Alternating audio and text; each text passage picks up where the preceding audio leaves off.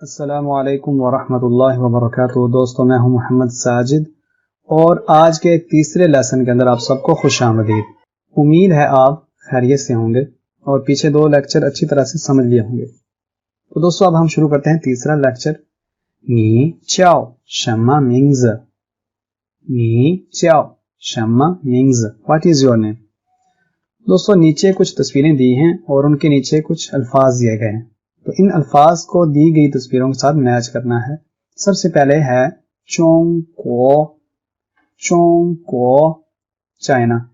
इन तस्वीरों में चाइना मुल्क का फ्लैग दिया गया है, झंडा। तो इसका जवाब है सी। आगे मई को अमेरिका, तो इसका जवाब है डी। चोंग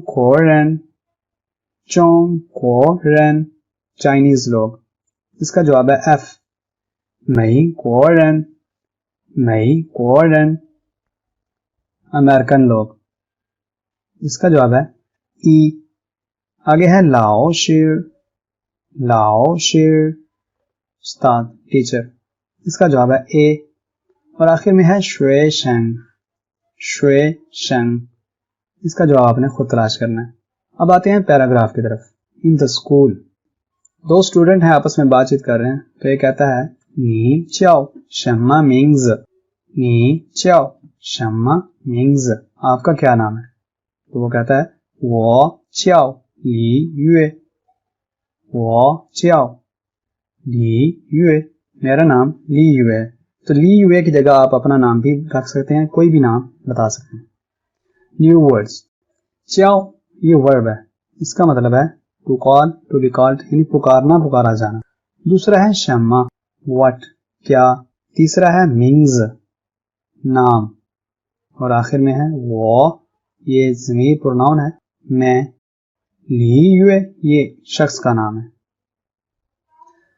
दूसरा पैराग्राफ। इन द क्लासरूम, दो स्टूडेंट आपस में बात कर रहे हैं। ये कहता है नी शिर लाओ शिर मा, क्या तुम उस्ताद हो। वो कहता है वो पू शिर लाओ शिर, मैं तो उस्ताद नहीं हूं। वो शिर शुए शंग,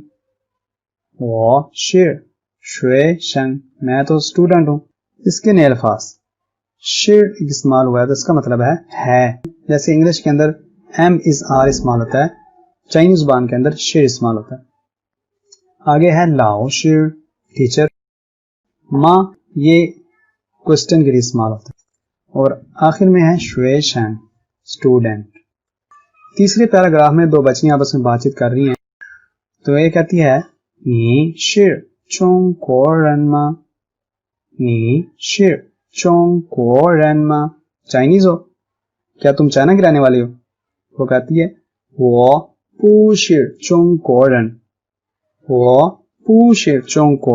मैं चाइनीज नहीं हूं। वो शिर मई कोरन,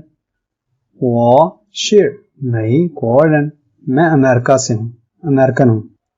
न्यू वर्ड्स, नए अल्फाज। इसके अंदर एक रन इस्तेमाल हुआ है, पर्सन शख्स।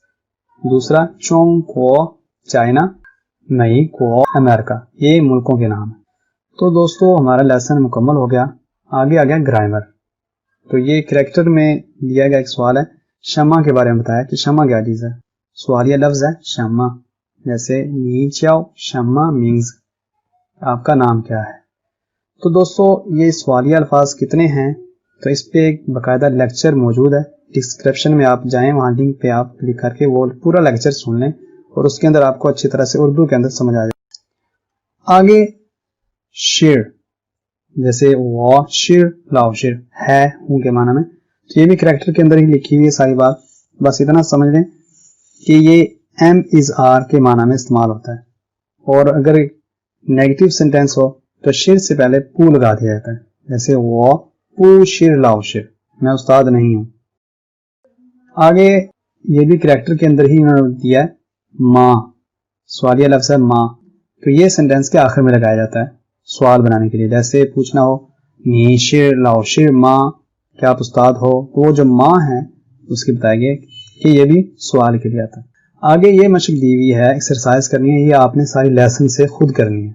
और इसके जवाब तलाश करने हैं। और उसके बाद ये भी आपने लेसन की मदद से सारा हल करना है। इसमें भी सिर्फ इतना बताया गया है कि मैं स्टूडेंट हूँ या वो उस्ताद है वगैरह वगैरह, अच्छी तरह से समझ लीजिएगा। और ये दिए गए हैं इनिशियल्स और उनको पढ़ने का तरीका। तो दोस्तों इनिशियल पे भी पूरा लेक्चर मौजूद है, आप उस डिस्क्रिप्शन में दिए गए लिंक से देख सकते हैं। तो यहाँ देखिए बताया गया पू के बारे में एक बहुत अहम कायदा, वो ये है कि पू के ऊपर चौथी टोन है। तो अगर इस पू के बाद पहली, दूसरी, तीसरी टोन आ जाए तो ये पू की जो चौथी टोन है ये चेंज नहीं होगी, ये चौथी ही रहेगी। जैसे मिसाल देखें, पू छिर, पू शिंग, पू हाओ और आगे इसी तरह। लेकिन अगर इस पू के बाद चौथी टोन आ जाए तो ये पू की जो चौथी टोन है ये दूसरी बन जाएगी।